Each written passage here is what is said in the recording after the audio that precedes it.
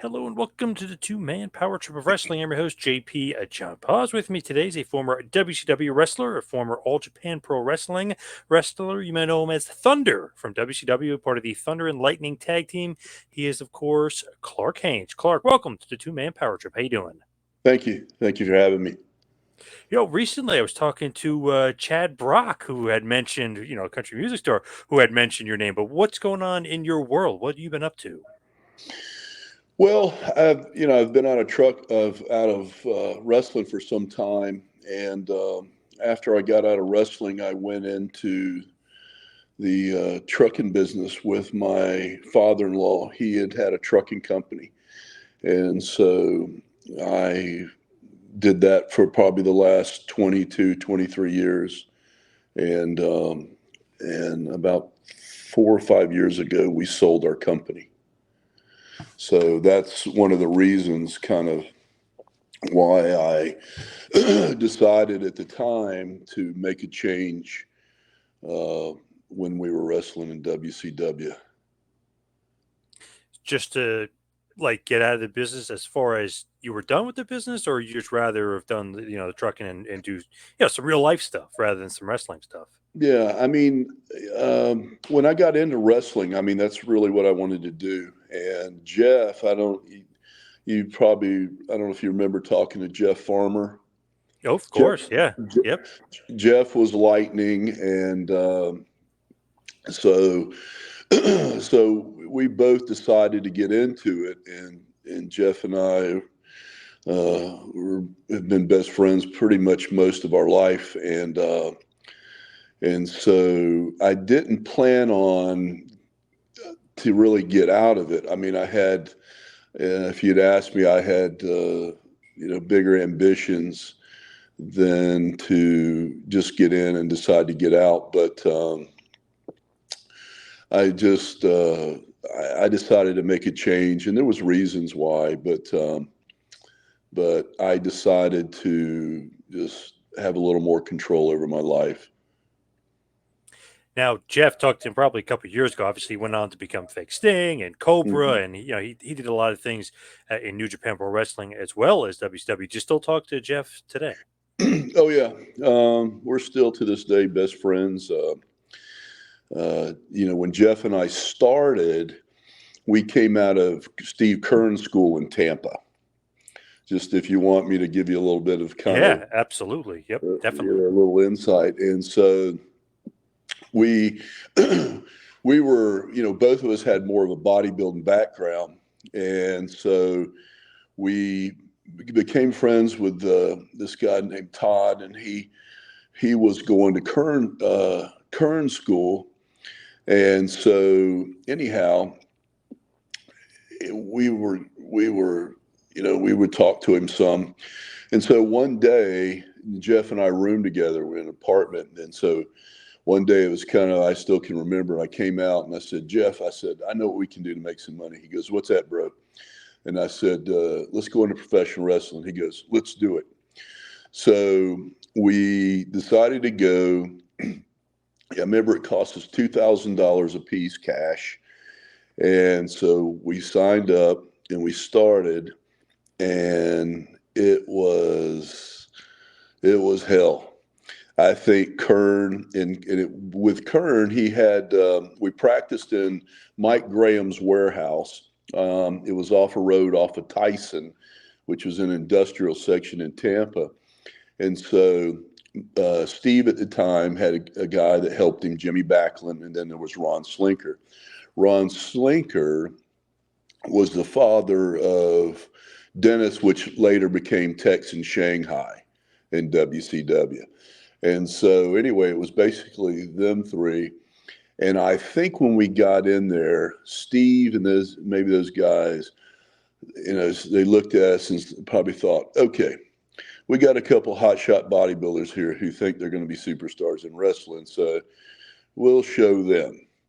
And so basically at practice, when we would go, the practice was literally slam after slam after slam, suplex, slams, getting drop kicked in the face, power slams. Basically, for the first 2 months, they just tortured us.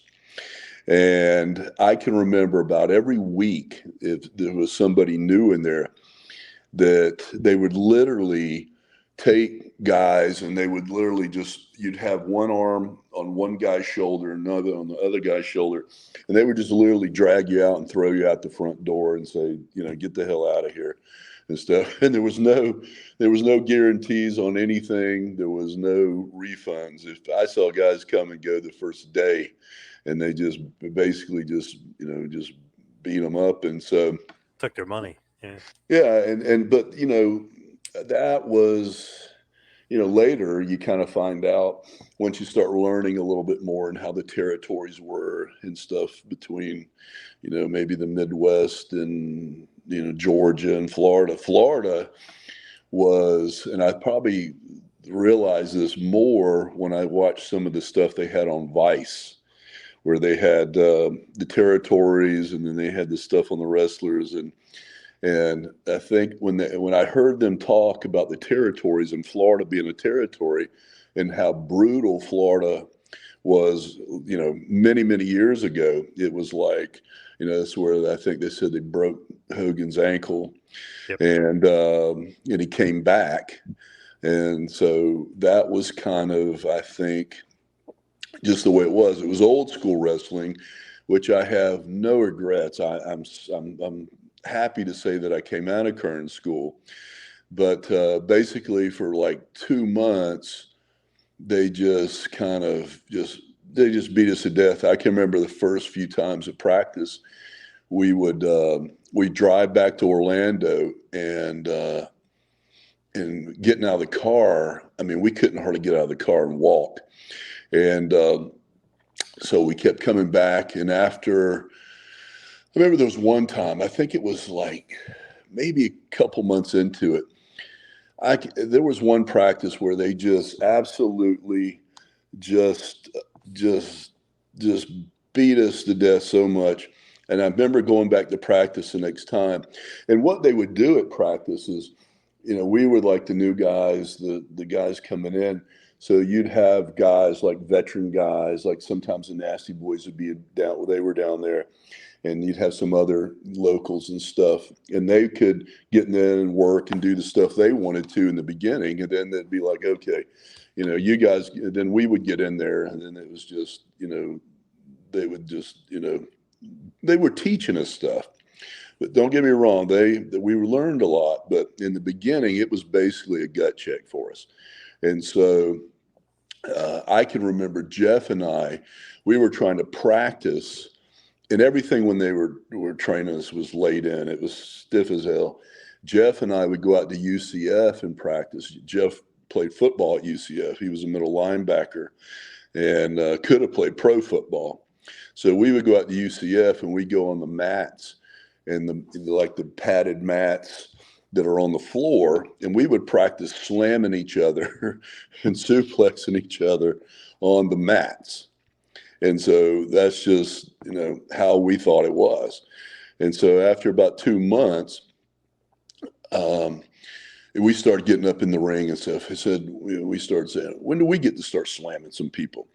And so they thought, okay, we'll put you two guys against each other and we'll just let y'all, since we can't kill you, we'll let you guys kill each other.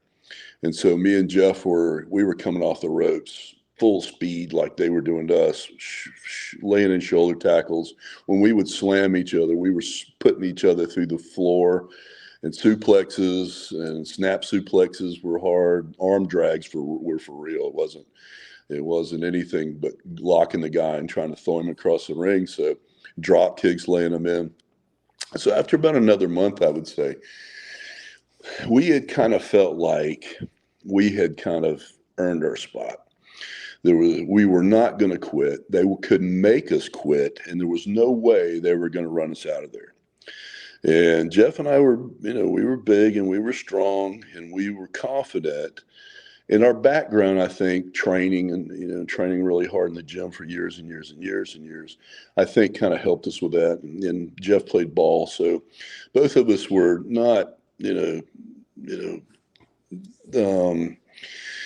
weak-minded. We were already strong-minded. So after about 3 months, we started jumping up in the gym, jumping up in the ring first. And they would say, "Hey, rookies," the veteran guys would say, "Hey, rookies, out of the ring." And we'd say, "No, you're not getting out of the ring." Said, "If you want to work, if you want to wrestle, get in here with us. But we're not getting out of the ring." And it was like, we felt like nobody was going to make us get out of the ring. They were just going to have to deal with us.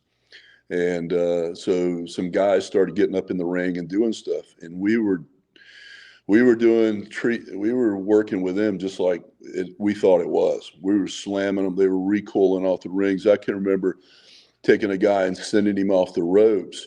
And when he hit the rope, he hit it with his chest and he couldn't even turn around in time. And by the time he was halfway turned around, we were trying to decapitate him. And arm drags, and we were throwing them, and guys were getting hurt. And so Steve jumped up in the ring, and he said, "Okay, we're gonna kind of wise you up now, how to work, Yeah. and not kill anybody." So we so then everything, they finally taught us, and we learned, and it was shortly after that, we hadn't even, maybe 6 months into it, there was a guy in Orlando. His name was Eddy Mansfield. We didn't know anything about Eddie. Eddie was, he had started a league called the International Wrestling Federation, and it was in Orlando. And he was doing all of his TV tapings at Universal Studios. It was a new league starting up. So Todd, the guy that was going to that we ended up finding out about Steve's school. Todd went into the ring in Eddie's league, and he wrestled as Thor. And there was a guy named Mondo Clean wrestled, and so we joined, and that's when we became Thunder and Lightning. And so our first match we actually had was on TV. Of all the matches, our first match, real match, was on TV, and I think the whole match was like 6 minutes long. And they recorded at Universal Studios, right? Yeah, and we did all our TV tapings at Universal Studios. And then after we do some house shows, and we would, we travel around. I can remember going to some places. I think we went to the AOA campgrounds one time in Okeechobee, and I think there was like 20 people there. So we started out, but it was practice. It was fun. We didn't hardly make. I think there was a few times where we didn't even get a paycheck that night. Wow. And one of the things I can honestly say this, and I'm probably most proud about this, was, and Jeff too, I can honestly say that of every match I've ever had, when I started and there was 20 people there, and or if I was wrestling in Japan at the Budokan for Baba's group, or doing a pay-per-view Super Brawl, and there was maybe 20,000 people there. I can honestly say that every match I ever had, I went out with the attitude that I was going to have the best match of the night. And obviously they wasn't all very, right. But if those 20 people came, I felt like those 20 people deserved a show. And it wasn't going to be one of those things where, well, nobody's here, so let's don't work hard.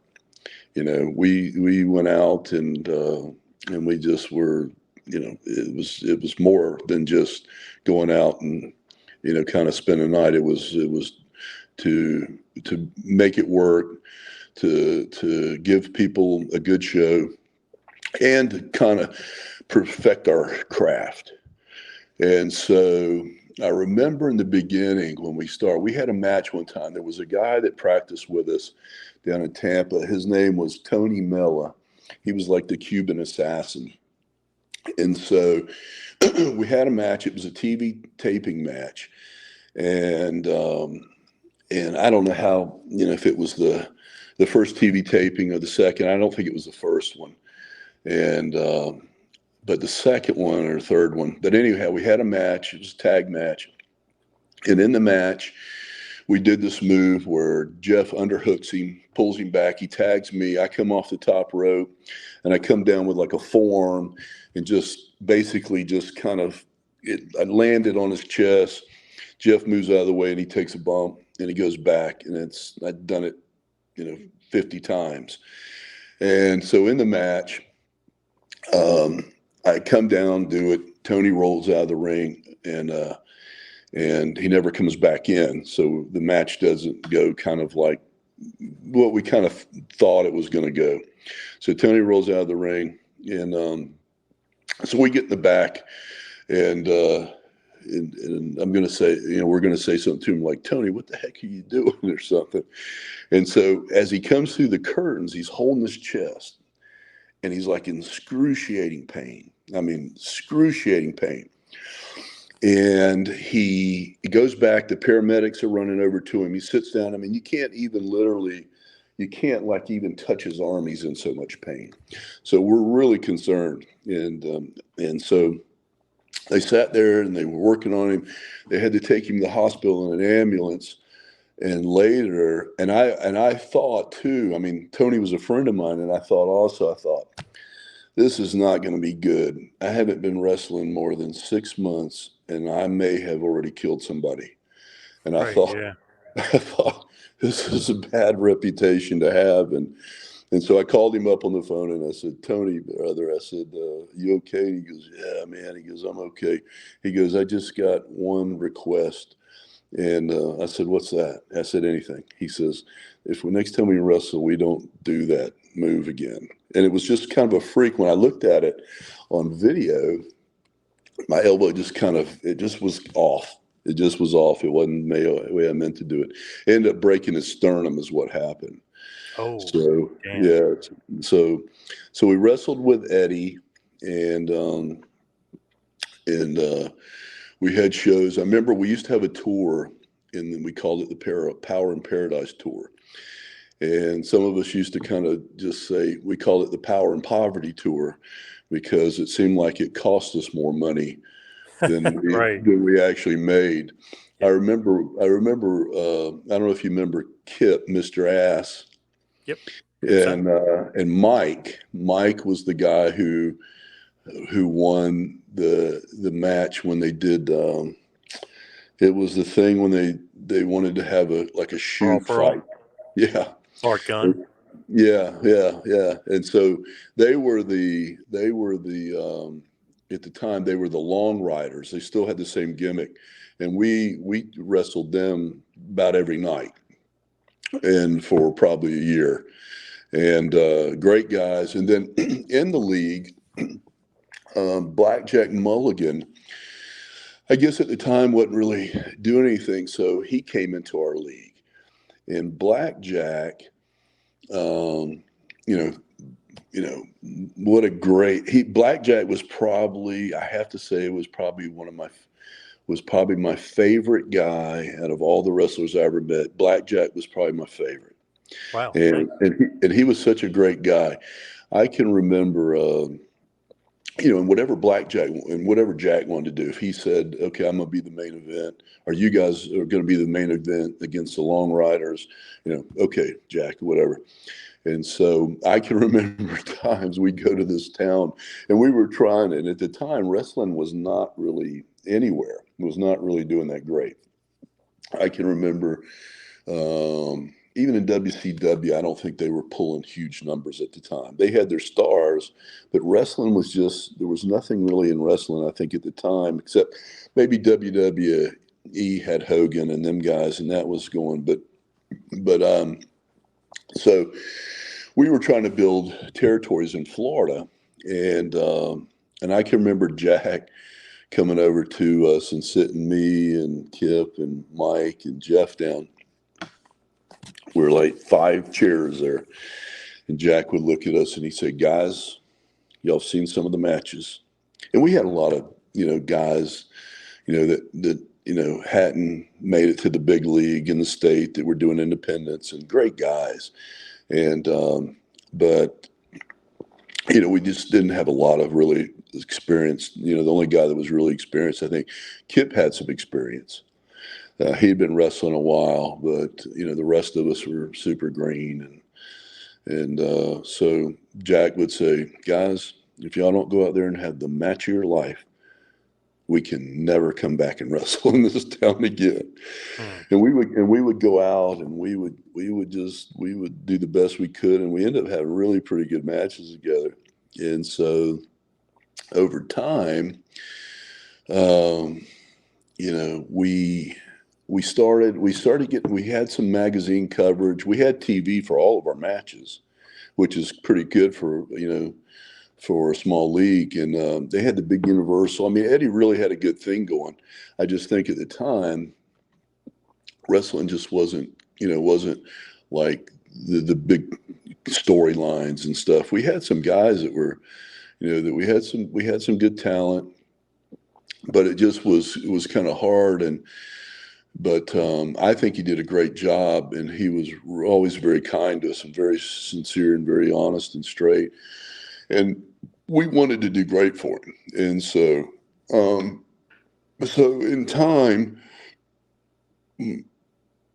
excuse me, in time, they had a tryout. We had a match. I remember this was the match where all of us decided, me, Jeff, Kip, and Mike decided to do something else. We had a match. It was down in, I think it was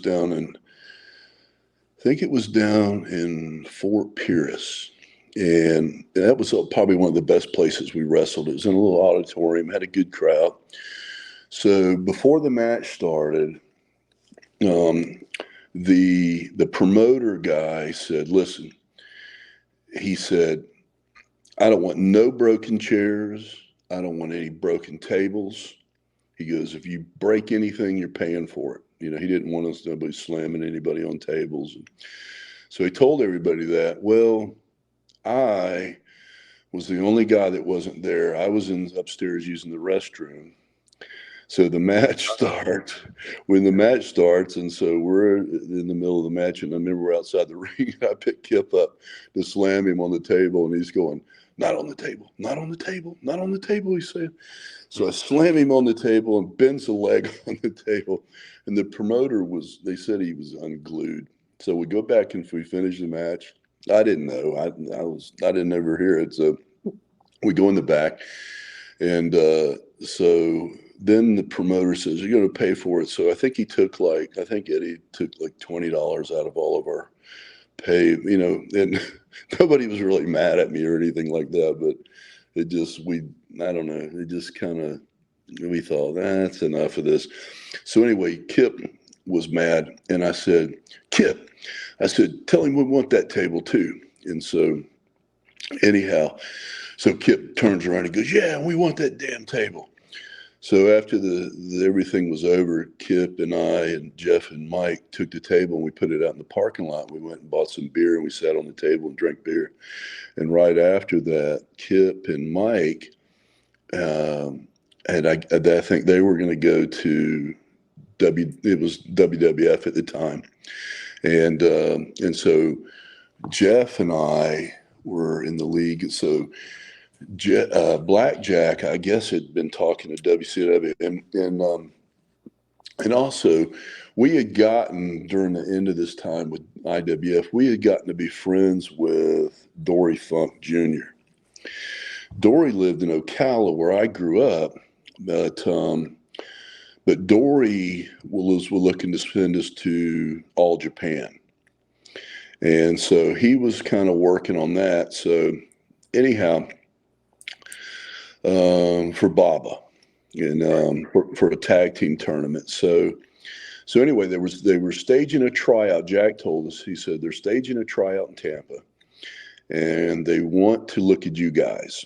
And Jody Hamilton was going to come down to look at me and Jeff, and they said, "Well, while we're down there, let's look at the talent that's in Florida." So it didn't take much to put out the word, where you had all the guys that were wrestling in Florida came out to wrestle. And so we had like a little dark match, and our match really, really stunk. It just was bad, and we knew it was bad. We thought we looked like shit during the match. And so we got in the back, and we were so upset with ourselves. We thought, man, we just blew our chance right there. So after we came out, the Jody was saying, he said, okay, guys, he said, appreciate everybody coming out. And he said, what WCW is looking for is they're looking for cosmetics. He said they're looking for guys who've been working out. They're looking for muscle, and so a lot of the guys that knew us and stuff, they kind of looked around at us, and so basically everybody left, and Jack told us to stay. So it was me and Jeff and Jody Hamilton, which was the original assassin, and master tag team technician. So he was there. I didn't know Jody at the time. I knew Dory some. I'd been over to Dory's house and played ping pong with him and stuff like that. And we'd been over watching Awesome. Wow. Yeah, with Marty, his wife Marty, and so Dory was a great guy. I can remember just sitting there watching videos of him and like wrestling Inoki and stuff in the ring, the matches, and just how good he was. And so it was Blackjack, Jody Hamilton, Dory was there. So we're sitting around listening to some of these old stories and stuff. And then it was like this. Now, we had already been on TV. We had been the tag team champions. We had magazine coverage. The house shows we were doing, we had we were building a following. And so, but yet we had no calls coming from the big leagues. And Dory was interested, and he wanted to send us to Japan, but it wasn't happening. And basically right then at the time, there was only four places. You had WCW, WWF, New Japan, All Japan. And if you wanted to, make any money, that's kind of where you had to go. So we're standing around, and Blackjack just kind of gave us a nod. He said to Jody, he goes, Jody, he's a couple good guys. Was all he said. And that was kind of it. And so we left. The next day I get a call from Jody. And Jody, he says, hey, I talked to the office up here and I want you to come up. He goes, how soon can you get here? And it kind of caught me off guard. And I said, well, a few weeks or something. He goes, nah. He says, you got to get up here quicker than that. So I said, okay. And then we ended up breaking our lease on an apartment, which came back to get me a couple of years later, because it showed up or something when I was doing, it showed up like the last day before I did a closing on a house where I owed the apartment complex like $900. But oh, damn. Yeah, but so anyway, so I told Jeff, and my first call was to my wife now, who was my girlfriend at the time, Tiffany.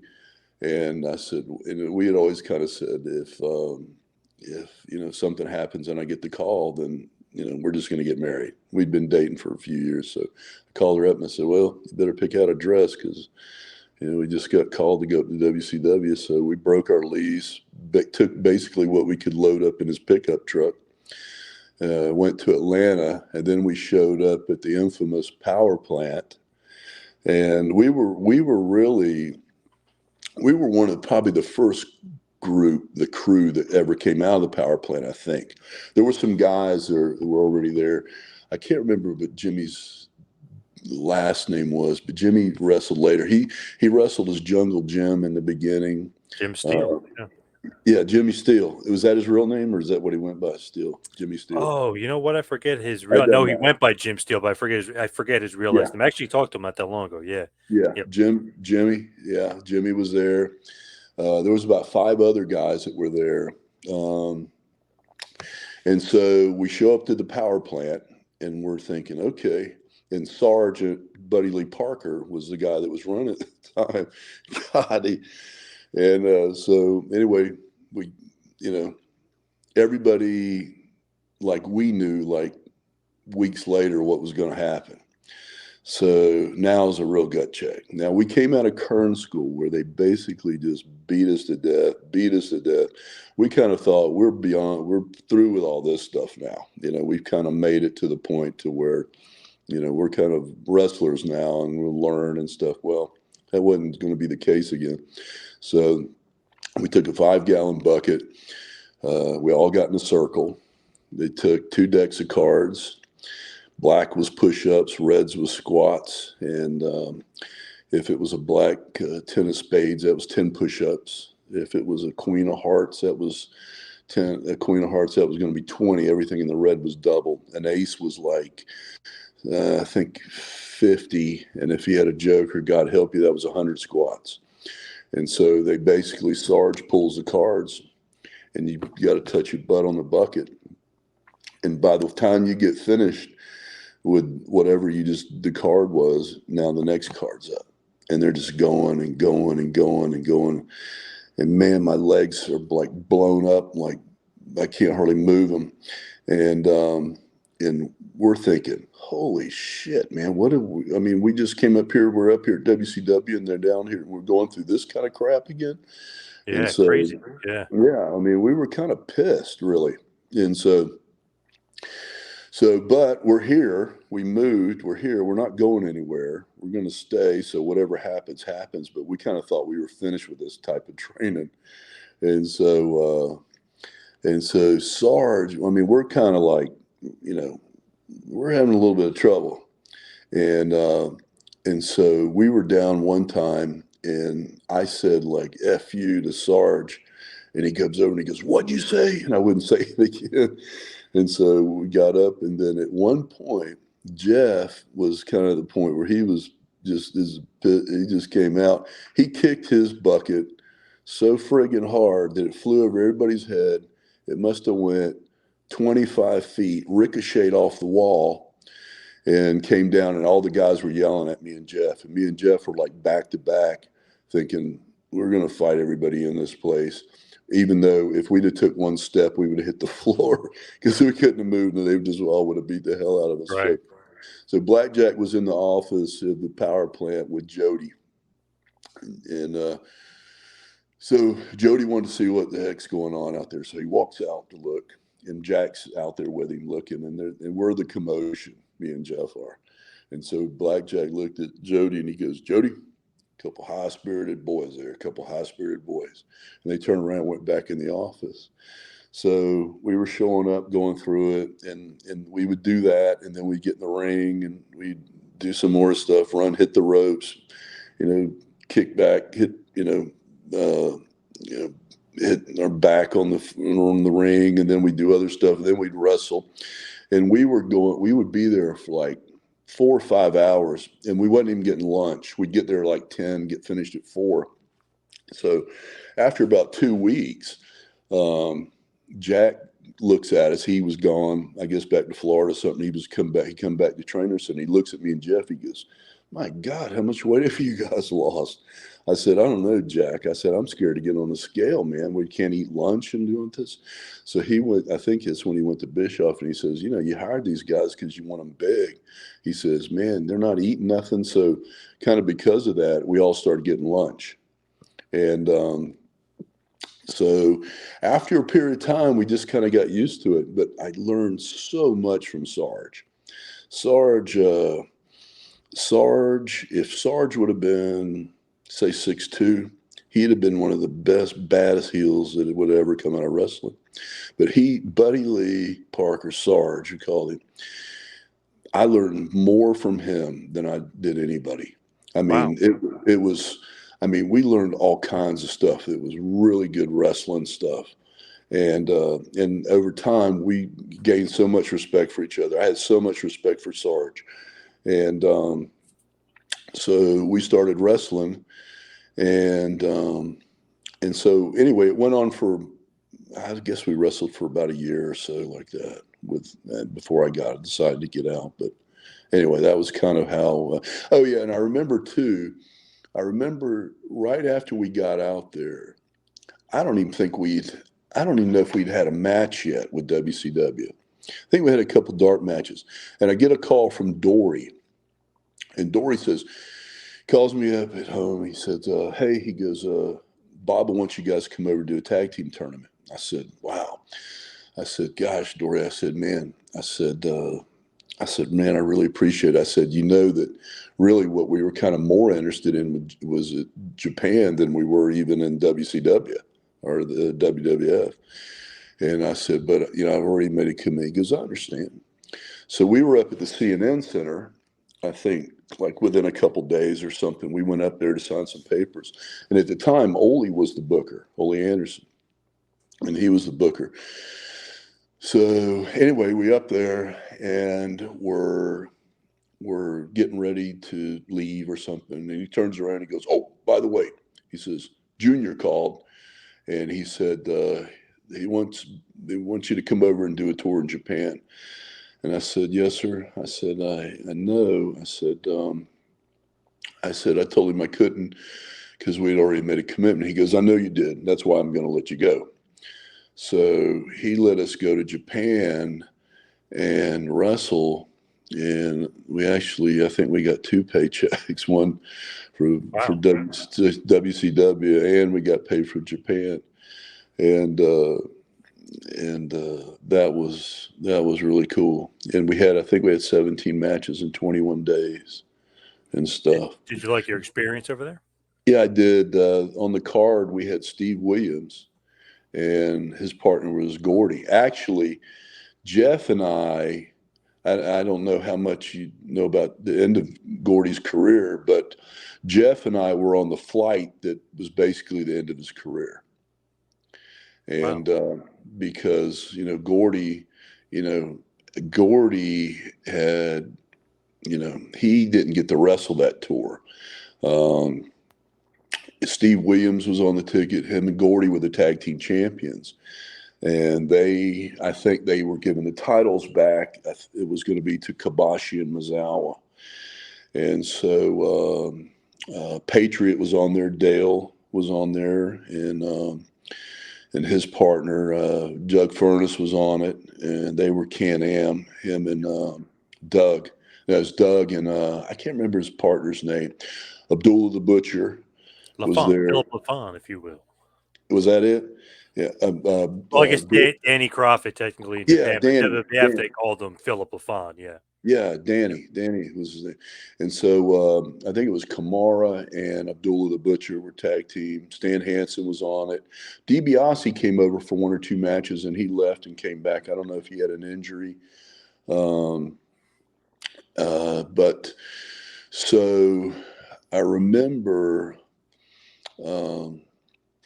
we were on the way over. I can remember because we were flying out of Atlanta, and I can remember Gordy, and I hadn't met him yet. Knew of Gordy. I think the first time I ever saw Gordy was on the movie Highlander, when he was doing the scene in the beginning of that movie with the Freebirds and stuff. So he was an intimidating looking guy. I mean, he just looked like a tough dude. So I hadn't met him yet. And so we're on the plane. And I can remember Gordy in the front of the plane. I was looking and he was pissed. He goes, I don't know who the F is in my seat. He goes, but somebody's getting out. And he looked like he was going to grab and rip somebody out of their seat, like he didn't have a seat for him. And I remember just thinking, man, that dude really is a heel. Yeah. And so we flew. I remember one of the guys that was on the plane, and I'm not going to, I think his name is, oh gosh, I can't think of his name, but he just did Japan. I remember when we saw him in Atlanta, and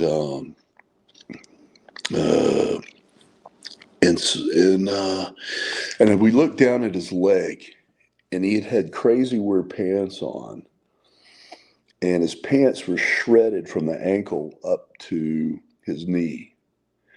And you could see in his shin bone, he had like teeth marks where he had slipped like on an escalator and just ripped his pants, and he had teeth marks into his shin bones. Oh my God. And his leg was bleeding, his foot had blood all over it and stuff, and he wasn't even aware of it. I mean, he had so many painkillers that he just Joel Deaton was his name. Yeah, there you go. Yeah. Yeah, and we just couldn't believe he wasn't dying of pain, and he was just wearing it around. So when we got to Los Angeles, I guess Gordy had fallen down in the terminal, and so they didn't want to let him on the plane. And it was very important for him to be on that plane for Steve and Gordy, because they had to get the titles back at the Budokan. And so anyway, so Gordy fell down, and they didn't want him on the plane. Well, Steve says, no, he's sick. He's got to be on that plane, and pushed. So they said, okay, all right, we're going to let him on. So they called in the DEA. And the DEA, about 10 guys came in with dogs and everything, and went through everybody's bags and stuff. And he got on the plane, and it was like 11-hour flight. And by the time we landed in Tokyo, he had OD'd. And so they took him to the hospital, and I guess he had slipped into a coma. And so we, I think they said like 13 days later, they ended up flying him back. But me and Jeff were just talking about this the other day, and we were like, I don't think there's anybody even hardly alive anymore of all those guys that Yeah, sad but true. Yeah. that actually kind of were there when that happened. And I think he wrestled a little bit more after that, and then he just kind of retired. But that was pretty Joel's tough. got health problems too now. Joel had a stroke. Yeah. Yeah, but and I understand how guys can have problems with that. I think there was, when we were in WCW, we were drug tested. That's when the big thing came out with Hogan, and I think Conseco might have started all that. And so then they started, it came to surface, and so, but wrestling, I can remember sometimes having 26 matches in a month. And if you get hurt, you gotta, either you're going to have to wrestle in pain, or somebody can replace you. Now, we could have been replaced. So if we'd have been hurt and we couldn't wrestle, they would have replaced us, because we hadn't been in there that long. We wasn't a real name guy, but you just kind of had to always go. And so, I could see, I mean, your body takes, it takes a lot of abuse, and you don't, and it's rough. It's a rough business. And I had a match in Macon one time, and it was a TV match. I think it's actually on YouTube. It's me and Jeff against Jeff, and I think it was Big John or something like that, or Max Muscle. I can't believe it's even on YouTube. Some people sometimes would say, I saw one of your matches on YouTube, and I thought, I can't believe that stuff's even on there. Oh, yeah. Yep. So in the match, we had a match, and John and Kevin, John was also another guy that came out. He went by Max Muscle. Yep. He was like huge. He was so big. He weighed like 320 pounds. He was solid. He came out of the power plant too. He was actually in the power plant and Jimmy when Jeff and I showed up. And so they'd already been there for a while, but I don't think it was long. So anyway, we had a match. And so during the match, I went and I ducked his elbow, and I was going to duck his clothesline. And he was, we were all from old school and stuff. So when you throw a clothesline, you better look like you're going to tear the guy's head off, and he better get his head down. It wasn't going to look anything. It looked pulled. Right. And so as it goes, a lot of times in wrestling, the timing was just off. And he kind of, when I looked back at it, we looked at it on film, he was kind of pulling a little bit. I came up a little bit early, and when he hit me right in the face, right on the nose, as hard as he could swing. And on the video, it hits me, and you can see my head go back. And I remember all the boys in the back behind the curtain. They said when I got hit, and it was in Macon, and the auditorium was pretty full. They all heard it, and they went, "What the hell's that?" And one of the guys goes, "Thunder's hurt." So when I went off the rope, I came out and I went straight down to my knees, and I was holding my face. I think I was unconscious seriously for about 15 seconds. And Wow. so John, John was kind of shocked, that this happened.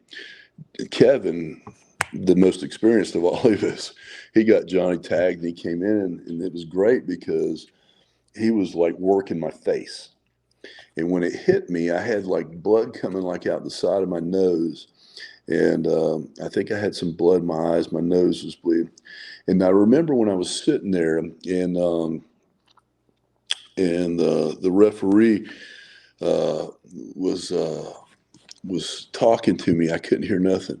And all of a sudden, remember the first thing was the sound was coming back. Here comes the sound, and I'm sitting there, and then I remember the pain settled in. And so anyway, so we're working, and we're trying to finish the match. And Zbyszko loved it because they actually had something they could really talk about. And the crowd saw something, excuse me, that they just probably didn't get to see all the time. Excuse me. So anyway, so we go up to finish the match, and we had this finishing move. We call it the death bolt, where Jeff would take a guy, invert him. I would come off the top rope and kind of come down on his chest, and he would just kind of turn a flip. It was a cool finish. But when Jeff came over to tag me, I said, "I don't think I can do it." I said, "I'm seeing 3. He goes, "Hit the one in the middle," is what he said. Huh. So I started climbing the rope, and all the guys in the back were going, "No, don't go up on the rope. Don't go up on the rope." So we came off, and I came down on him, but just as easy as I came down on him, I could have come down and hit nothing but air too. Right. So anyway, we finished the match. We got out of the ring. We go in the back. Paramedics are waiting for me. And so I sit down. They sit me down on the ground. They're getting their stuff. And I'm sitting there, and I remember Sags comes over to me. And he leans down, and he looks at me. He goes, "Hey, Thunder." He goes, "Is your nose broke?" And I looked up, and I go, "I don't know." And he reaches down with his 2 fingers like this, and he squeezes me by the nose. And I go, "Ow." He looks, and he goes, "Yep, it's broke," he said. So we finished the match, and I remember we had one day off. The next day, I go down to the power plant. And I remember that night, though, I went home to our apartment, and my wife was there, and I told her, I said, "I had a little accident night," so she's looking at me. And so I went to blow the blood out of my nose right in front of her, and my eyelid like blew up the size of a ping pong ball. And so where the pressure just went in my eyelid. And so I get up the next day, I go down to the power plant, and there was Ole Anderson sitting to the side, and then you had Blackjack Mulligan, and then Jody Hamilton was sitting behind his desk. And I can remember they were all at the taping, and it was a TV taping. I remember walking in, and they were sitting there, and I remember I was kind of staying, my eyes totally shut, and I looked at them.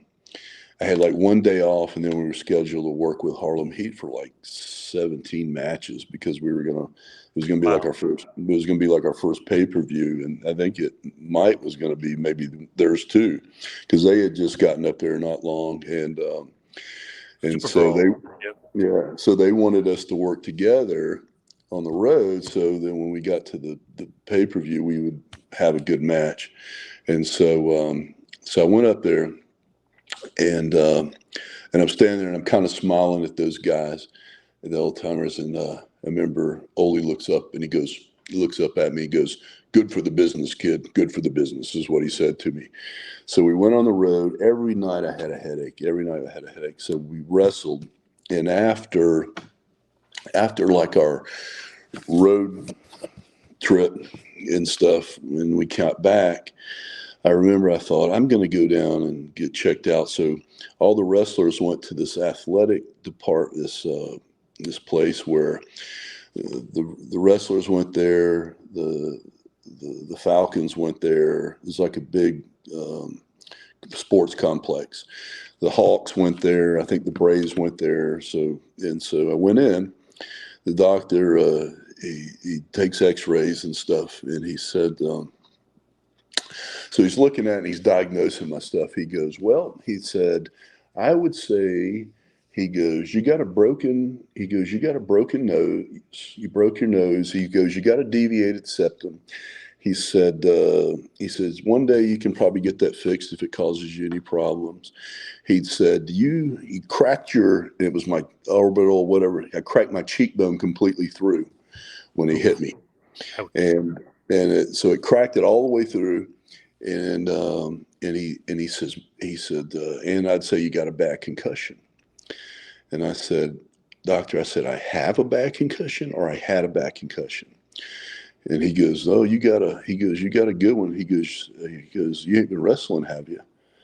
And I said, "Yeah, 17 matches." And he kind of sunk his head down. He says, "Well, all I can tell you is you're a lucky man, because one good shot," and he says, "you could have went into a coma." Wow. So, but they were great guys to work with. So that was Super Brawl 4. Was that the only pay-per-view you guys were on? Just Super Brawl? Jeff probably did more. That was the only one I did. Yeah. I mean, together, yeah. Yeah. Yes. What'd you think, just in general, about the time there as Thunder and Lightning? Did you think you should have got a bigger push, more TV time? Did you need more work? Like, what did you think about your time there? It kind of seemed to me, because I was honestly, I felt confident. I really thought, I was confident that we could get over. I did realize when I got up there that we had a lot to learn, but it kind of seemed like it depended on who was the booker. Like when we first got there, Ole was the booker, and Ole kind of liked our style because, we knew how to wrestle. We knew how to wrestle. We could do the flying stuff off the ropes, and we could do that. But he just kind of liked the way he could work with us, and so he kind of liked our style. So everything was cool, and so then he lost his position to Dusty. Yeah, he lost it, Dusty, and I think I think Sting got pissed at Ole or something. Ole said something, and I think Sting went over his head, and Ole lost his job to Dusty. And so when Dusty was the booker, everything was still cool with us. They weren't really pushing us hard, but they were pushing us, but they were kind of developing us. But we wasn't getting a big push, but we were fine with that. I mean, we just felt like, we're here.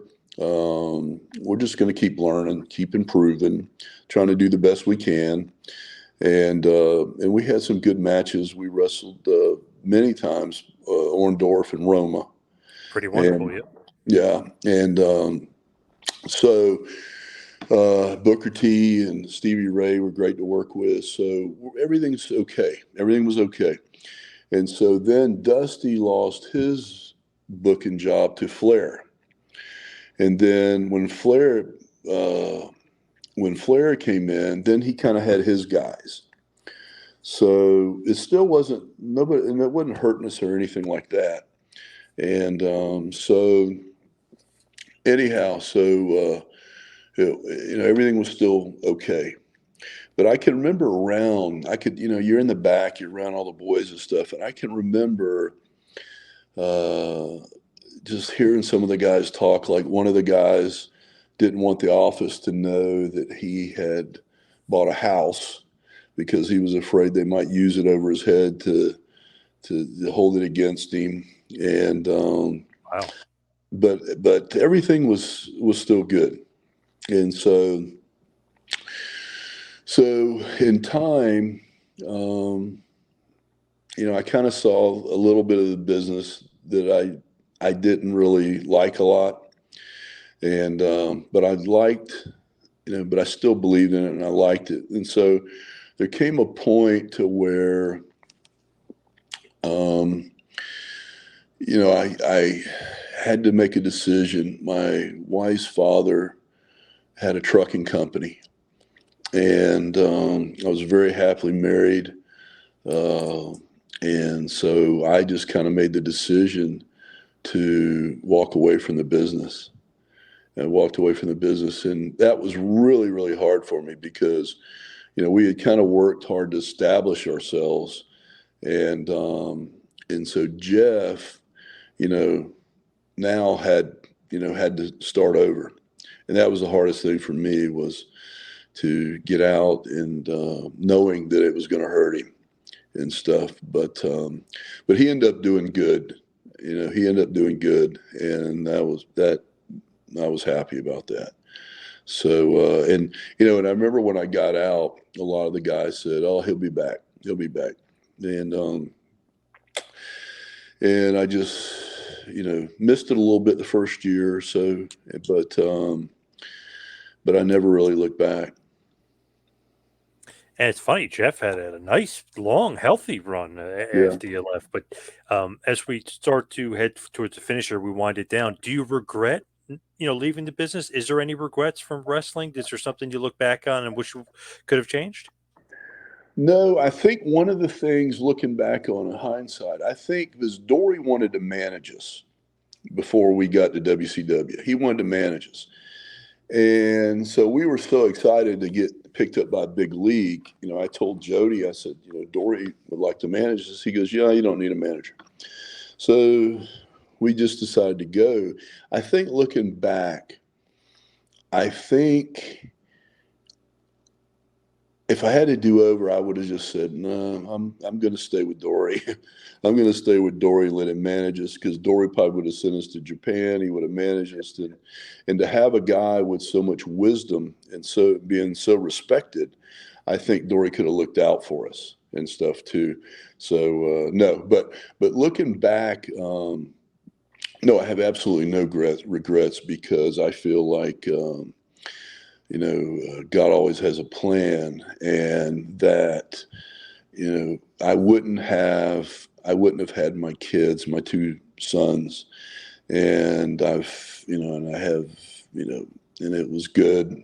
I've had a good life, and I got two fine men now that I raised, and I don't think I would have had it, and I don't think, I just wouldn't have been home like that. And so yeah, I have no regrets. In the beginning, it was a little hard because we worked so hard. We worked so hard to get in there. When we were helping each other buy food sometimes and stuff, struggling, when we wanted to do it, we just, the reason we went to WCW, it was like at the time when we first got the call, all of a sudden, once WCW was interested, WWF was interested. And then Baba wanted us to come over. It's kind of like we had nothing, and now we had maybe a couple options. But the reason we decided to go to WCW was because Vince would always take people and they'd change their names, change their gimmicks and everything, where WCW wouldn't do that. So we thought Thunder and Lightning was a good gimmick, and our outfits and everything kind of was cool. So we were trying to, we looked kind of like superheroes and stuff with the capes and stuff. When we came out, the kids liked it. And so we thought going to WCW, we could keep our names, establish ourselves. And then later, if we had an opportunity to go, to work for Vince or something, we could keep our names, where, Vince would have took us and no telling what he would have done with us. So that's the reason we decided to go. But anyhow, so no, I have no regrets. It was a great experience. I have some stories here and there, but I'm glad that I did it, and I'm happy. Yeah, it's funny. It's like IWF, quickly in IWF, the power plant, WCW, All Japan Pro Wrestling, then it's over just like that. Yeah, yeah, The run is over. Man, like pretty in a small amount of time, you guys accomplished a lot and pretty damn cool. And obviously, we're on pay per view as well. So I mean, pretty damn cool. And all those awesome guys you wrestled in Japan and a couple yeah, damn good ones at WCW too. yeah. When I was in there was a lot of great guys that were in there with me at the time, and yeah, Austin was in there, Steamboat, Flair, Boss Man, Rick Rude, Triple H. I think he kind of started with us in there around the same time, and Sting, Bagwell, Boss Man, Vader, Harlem Heat. It was just, and then Ron Simmons, Nasty Boys. So yeah, and Arn Anderson, great guy. And so there was just so much talent. I mean, just to kind of be a part of it for a short time it was really a blessing or an honor. Before we let you go, is there social media? Is there a place where you'd like fans like to reach out, or not too much on the social media stuff? No, I not too much. I have an Instagram, and it's just Clark Haynes, and it's on Instagram. And I have some stuff. I have some pictures and some stuff from the gym on there. I'll probably do a little bit more, and maybe post some other stuff like that. But that's all I have. I don't have YouTube or do anything else. No more wrestling stuff in the future. Nothing thunder and lightning coming up. Nothing like that. No, Jeff, I think he went to over to New Japan. I think it was a year ago, and they kind of did a tribute to a lot of the guys who were over there.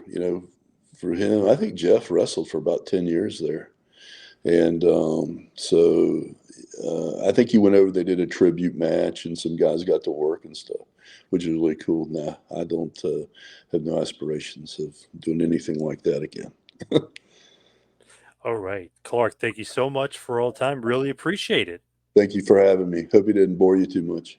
No, definitely not. I love those stories, and I love WCW. I love that stuff. Thank you.